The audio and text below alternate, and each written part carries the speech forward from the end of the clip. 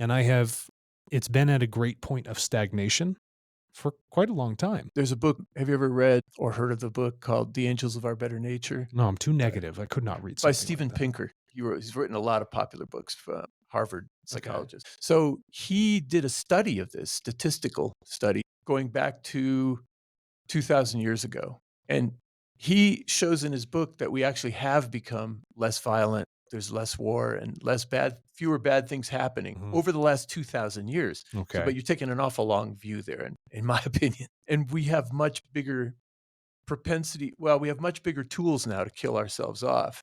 I think that's one of the reasons that wars have become less common because, They're more effective well, exactly. We in now terms of eradication. I We now should have the clarify ability that. to completely wipe ourselves out Mhm. in a very short period of time. We didn't have that in the Roman Empire. They had spears.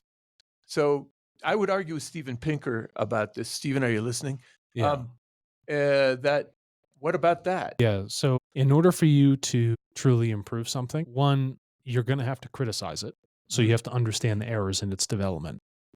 But then you also have to offer up a solution that can net those errors out and actually make it develop for the better. At this point in time, yes, we do move quite a bit of data to train large language models, artificial intelligence.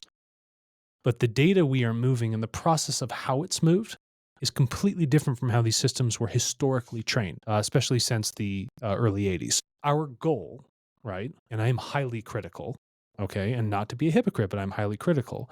These systems have developed through a robbery of information on strictly public information. To me, from how I see things, that is only 40 to 50% of the total knowledge which human beings really create. And I call that explicit public knowledge. The other 50 to 60% that is missing, hopefully, which none of these systems have had the ability to ingest that to truly evolve their models, is implicit information from human beings. Mhm. Implicit data or information deals with when Kevin comes into a room and looks at me. He has a whole history of his life, everyone he's interacted with. He listens to my voice. All of his sensors are going off in his biochemical organism and his brain thought patterns, feelings, emotions, you name it, all these other impulses that define for one quick key moment how he's going to sum me up. That knowledge can never be found online through a public data set. It does not happen in an explicit nature.